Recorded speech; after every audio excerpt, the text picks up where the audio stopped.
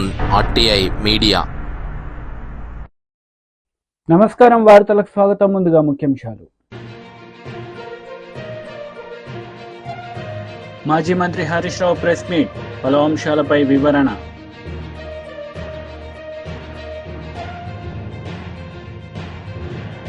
BJP leader press meet, Congress నేతలపై fire.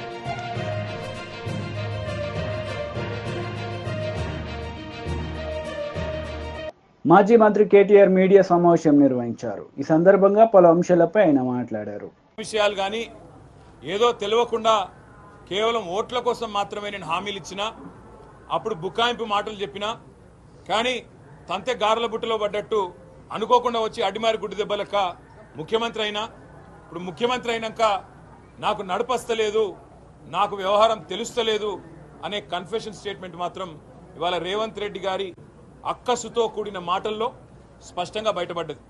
ఆయన చెప్తున్నాడు, మేము అడిగినాం, స్ట్రైట్గా అడిగినాం, 49,500 కోట్ల రూపాయలు అన్నారు కదా స్టేట్ లెవెల్ బ్యాంకర్స్ కమిటీ మీటింగ్లో రుణమాఫీ. మరి 49,500 40,000 ఎట్లయింది ముఖ్యమంత్రి గారు? నువ్వే చెప్పినావు 40,000 కోట్ల రూపాయలు ఏముందయ్యా, ఒక సంవత్సరం కడుపు కట్టుకుంటే చేసేస్తారు రుణమాఫీ అన్నావు, ఎందుకు చేయలేదని అడిగినాం. సమాధానం లేదు. 49,500 40,000 ఎట్లయింది? 40,000 మళ్ళీ క్యాబినెట్ కాడికి వచ్చే వరకు 31 ఎట్లయింది? 31,000 కోట్లు మళ్ళీ శాసనసభలో బడ్జెట్ ప్రవేశపెట్టే టైంకు 26,000 కోట్లు ఎట్లయింది? ఇవాళ ఆఖరికి 20,000 కోట్లు ఇచ్చి చేతులు దులుపుకొని సిగ్గు లేకుండా 100% రుణమాఫీ అయిందని చెప్తున్నావు, సిగ్గులేదా అని అడిగినాం. దానికి కూడా కన్ఫెషన్ స్టేట్మెంట్ ఏంటంటే, గతంలో ఇది ఉండే, అల్లం ఉండే, బెల్లం ఉండే, అది ఇది అనేదో తిమ్మిని బమ్మిని చేసి, బమ్మిని తిమ్మిని చేసి, మసిగూసి మారేడుకాయ చేసి రాష్ట్ర వ్యాప్తంగా చూస్తున్న రైతులందరికీ మాత్రం స్పష్టంగా అర్థమైంది ఈ ముఖ్యమంత్రి యొక్క డొల్ల నీతి, డొల్ల మాటలు. రైతు రుణమాఫీ విషయంలో వీళ్ళు చేసిన ప్రచారం అంతా కూడా ఉత్తదే అని చెప్పి ఇలా వాళ్ళ ఎమ్మెల్యేలే తేల్చేసారు. పాపం వాళ్ళ ఎమ్మెల్యేలకు ఏదో ట్రైనింగ్ ఇచ్చారట మొన్న 2 రోజులు. పాపం అబద్ధాలు చెప్పే ట్రైనింగ్ మాత్రం చక్కగా ఇచ్చినట్లు లేరు. అందుకే ఒక ఎమ్మెల్యేలేసేమో మా దగ్గర 70% అయిపోయింది అన్నాడు, ఇంకొక ఎమ్మెల్యేనేమో 70% కాకపోతే నేను అర్జెంటుగా రాజీనామా చేస్తాను ఎగురుతున్నాడు. వాస్తవం ఏంటంటే ముఖ్యమంత్రి ఏమో 100% అంటున్నాడు, ఎమ్మెల్యేలు పాపం సగమే నిజం చెప్తున్నారు, 70% అని చెప్తున్నారు. కానీ ఏ గ్రామంలో కూడా ఈరోజు వాస్తవం ఏంది అంటే 25-30% మించి ఎక్కడ రుణమాఫీ జరగలేదు. ఇది వాస్తవం. అందుకే నేను సవాల్ చేసిన, నీ సొంత ఊరు కొండారెడ్డి పల్లె పోదామా, నీ సొంత నియోజకవర్గం కొడంగల్ పోదామా, రుణమాఫీ కాలేదు, ఇది అక్షర సత్యం.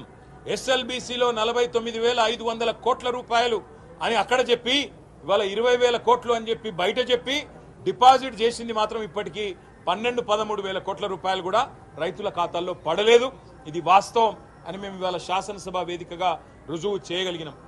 దాంతో ముఖ్యమంత్రి తట్టుకోలేకపోయింది. రుణమాఫీ విషయంలో వాళ్ళ బండారం బయట పడే వరకు బాధ అయింది. నువ్వు రైతు భరోసా ఎగ్గొట్టినావు. ఆ రోజు ఇదే ముఖ్యమంత్రి అన్నాడు, ఎవడే అవులగాడు, ఎవడే దివానగాడు, రైతు బంధు బంద్ అవుతుందని చెప్పిన అవులగాడెవడు, దివానగాడెవడు అని నోరు బారేసుకున్నాడు ముఖ్యమంత్రి రేవంత్ రెడ్డి. ఆనాడు కాంగ్రెస్ పార్టీ ఎంపీగా, పిసిసి అధ్యక్షుడిగా. ఇవాళ నేను అడిగిన సూటిగా, మరి ఇవాళ వానాకాలం రైతు బంధు ఎగ్గొట్టిన అవులగాడెవడు, వానాకాలం రైతు బంధు ఎగ్గొట్టిన దివానగాడెవడు చెప్పాలి వ్యవసాయ మంత్రి గారు అని చెప్తే ఏం చేయాలనో తెలియక ఇవాళ నోటికొచ్చిన కారు కూతలు, అక్కసుతో కూడిన మాటలు. వాస్తవం ఏంది? ఈరోజు రైతు భరోసా విషయంలో ఈ ప్రభుత్వం చిత్తశుద్ధి లేదు కాబట్టే.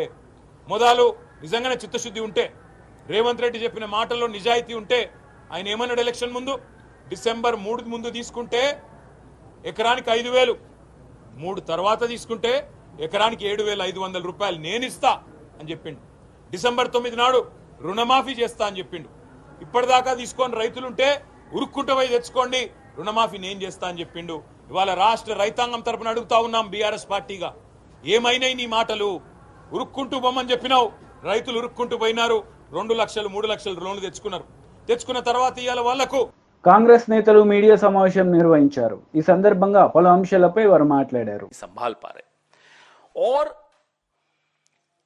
इनकी एक आदत है कि धन बल, बाहुबल के आधार पे सरकारों को चलाना। अगर 400 पार हो जाते तो उसी आधार पे सरकार चलाते, वो हो नहीं पाए तो फिर जाहिर सी बात है कि कुंठा होगी, फ्रस्ट्रेशन होगी।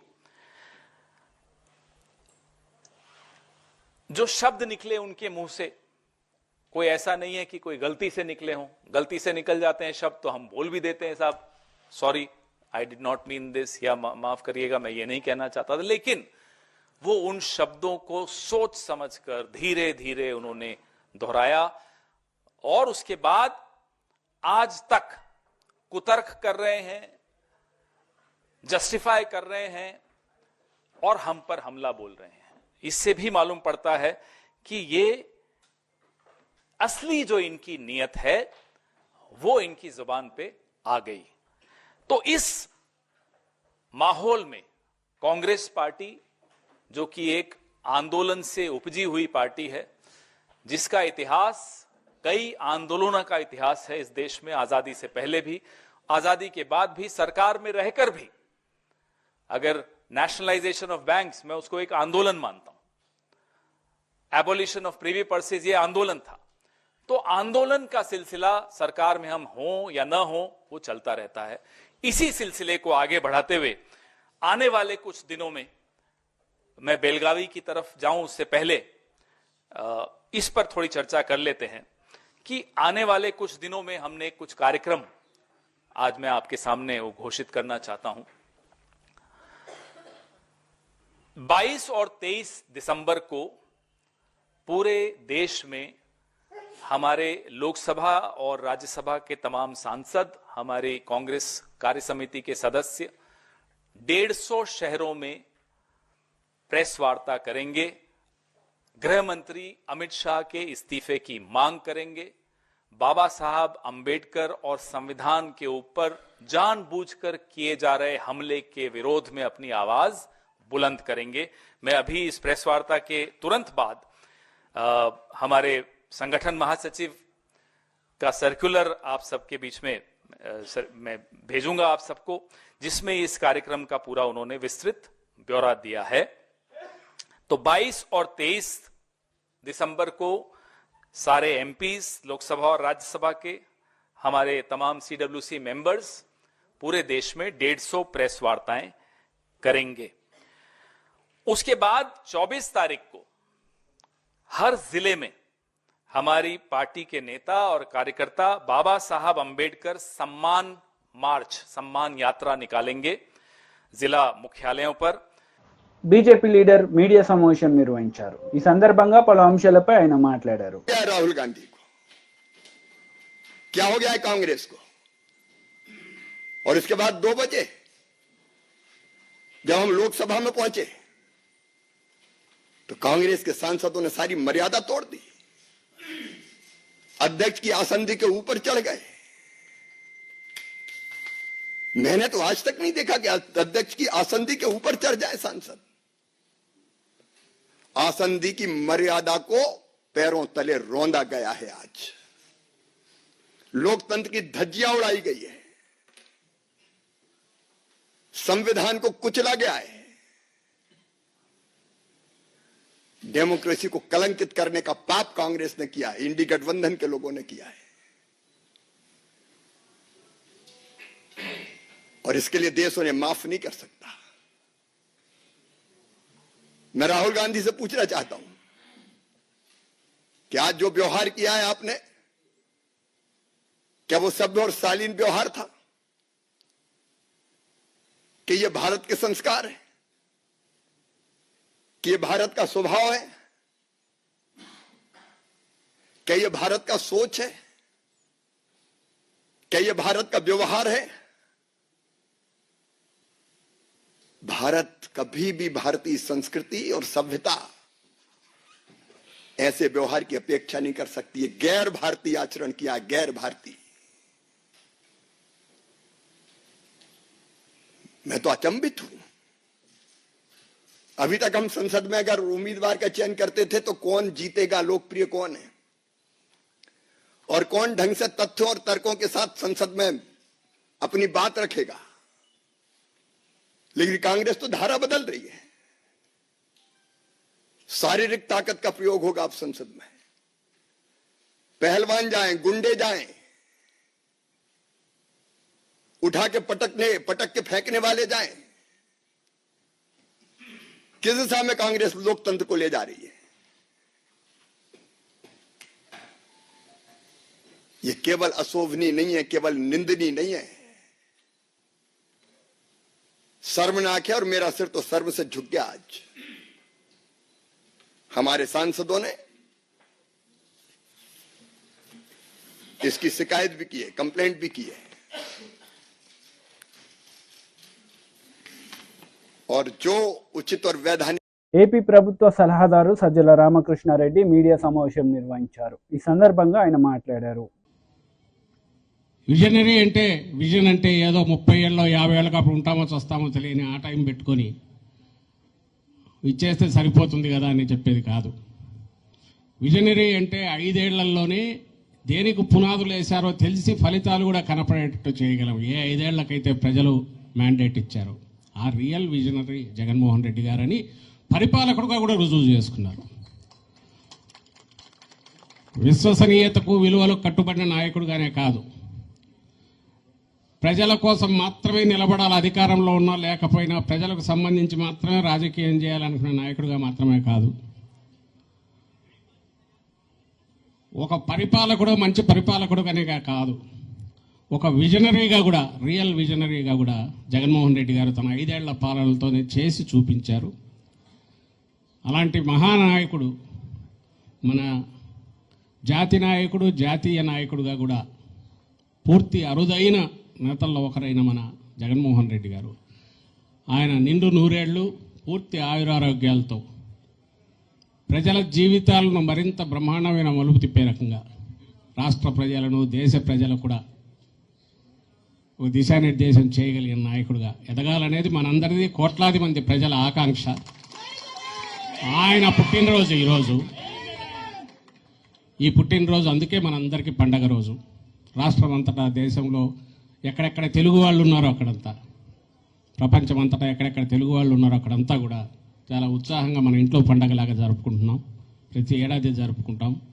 మళ్ళీ చెప్తున్నాం, మనం అధికారంలో ఉన్నామా లేదా అనేది సంబంధం లేదు, ఎప్పుడూ ప్రజల పక్షానే ఉంటాం. ఆ లక్షణం కూడా ఆయనలో మనకు కనిపిస్తుంది. మనల్ని ఆయన ఓదారుస్తాడు. 14లో అదే జరిగింది. 19లో అధికారంలోకి వచ్చినప్పుడు ఏదో ఇదైపోయాము, హిమాలయాలు ఎక్కినామని అనుకోలే, ఓ బాధ్యతగా తీసుకున్నారు. 24లో వచ్చిన తీర్పును అంతే వినమ్రంగా స్వీకరించాం. మన ప్రభుత్వం చేసిన మంచి పనులకు కానీ, లేదా దేశంలో ఎక్కడా లేనంతగా తీసుకొచ్చిన మంచి సంస్కరణలకు కానీ తిరుగులేని దీని మెజారిటీతో మళ్ళీ అధికారంలోకి రావాల్సిన మన పార్టీ, అన్ని శక్తులు ఏకమై అటువైపు నుంచి వచ్చిన దాడి, అలాగే లెక్కకు మించి చేయలేని హామీలు, ఏవైతే చేయలేమని ఎందుకంటున్నామంటే 5 నెలల్లో చేయట్లా, ఇంకా చేసే లక్షణం కూడా కనిపించట్లా. వీటన్నిటి ఫలితంగా ఇంకా మనం చెప్పాల్సిన అవసరం లేని కారణాలు ఏవైనా ఉండి ఈరోజు మనం అధికారంలో లేకపోయినా, ఎవరు కుంగిపోయినా తాను మాత్రం ఆయన మళ్ళీ వారం 10 రోజుల్లోనే కోలుకొని మళ్ళీ ప్రజల్లోకి వచ్చి మళ్ళీ ప్రజల సమస్యలపై మనం ప్రజల పక్షాన్ని నిలబడాలని మనందరికీ ఉద్బోధన చేసి నడుపుతున్నాడు. అంతటి తీశాలి. ఆయన ఉన్నంతకాలం మన పక్కన, మనం ఆయనతో ఎంత ఆయనకు అండగా నిలబడతామో ఆయన మనకంత భరోసాగా ఉంటారు. అది అధికారం ఉండడం ఉండకపోవడం అనేది ఇష్యూ కాదు. మన పార్టీ ప్రజల పక్షాన్ని నిలబడుతుంది ఆ నేతృత్వంలో. సో మరోసారి రాష్ట్ర ప్రజల పక్షాన అంకితమైన పార్టీగా మన నాయకుడికి నిండు 100 ఏళ్ళు ఆయురారోగ్యాలతో ఆకాంక్షిస్తూ మనందరి తరఫున ఆయనకు పుట్టినరోజు శుభాకాంక్షలు తెలియజేస్తున్నాం.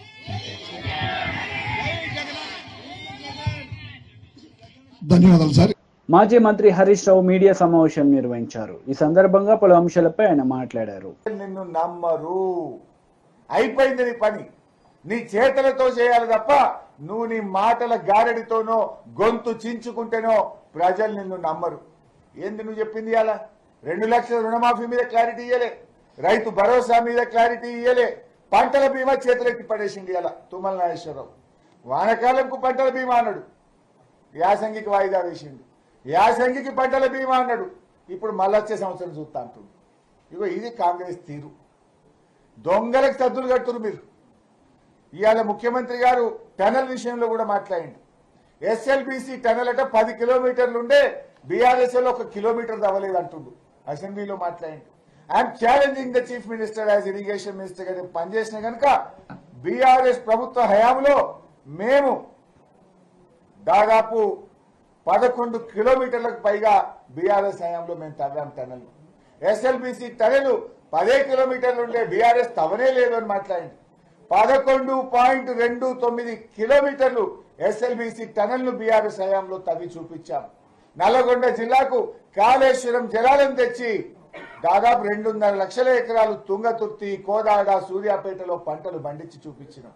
నిన్నగాక మొన్న నువ్వు నల్లగొండ పోయి ఇనాగ్రేషన్ చేసిన ఉదయ సముద్రంలో నీళ్లు పోయించింది బీఆర్ఎస్ పార్టీ. నువ్వు ఇనాగ్రేషన్ చేసిన మెడికల్ కాలేజ్ కట్టింది బీఆర్ఎస్ పార్టీ.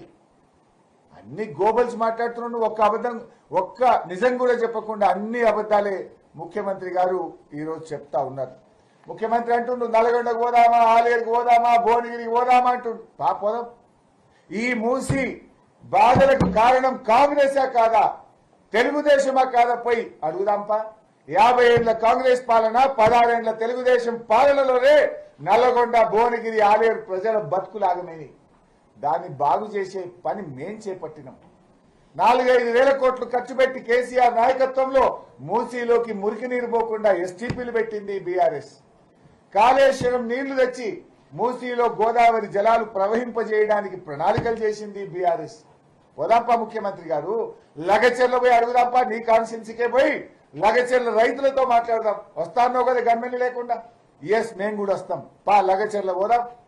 మూసీలో బాధితులు ఉన్నారు కదా, మూసీ ఎక్కడైతే నది ప్రారంభమవుతుందో అక్కడి నుంచి నల్గొండ దాకా నడుద్దాంపా. ఎప్పుడు పోదామో డేట్ పెట్టు. వస్తాం, మేము కూడా వస్తాం. ఎన్ని రోజులు నడుస్తామో నడుద్దాం.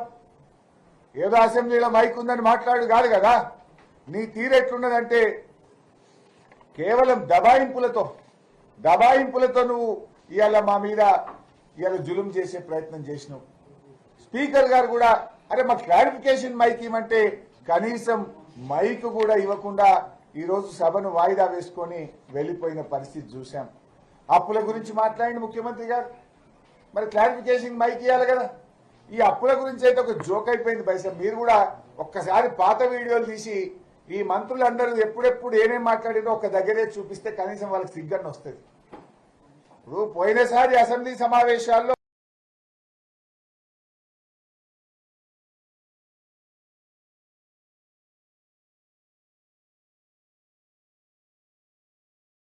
వైట్ పేపర్ తల దించుకొని డిప్యూటీ సీఎం గారి సభ నుంచి బయటకు పోయి even I'm today ready 4-17 BRS చేసినప్పుడు మీరేదో ఇలా వారసత్వంగా 72,000 కోట్ల అప్పు వచ్చి ఇంకా పెండింగ్ ఉందని నేను చెప్పిన అసెంబ్లీలో. అది 72,000 కాదు కదా.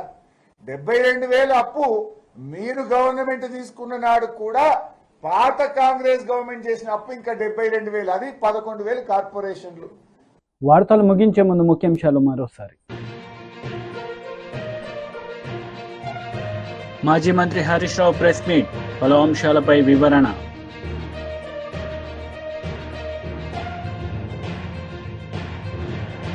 BJP leader press meet, Congress నేతలపై ఫైర్.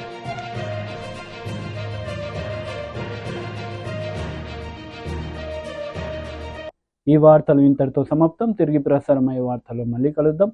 అంతవరకు సెలవు. నమస్తే.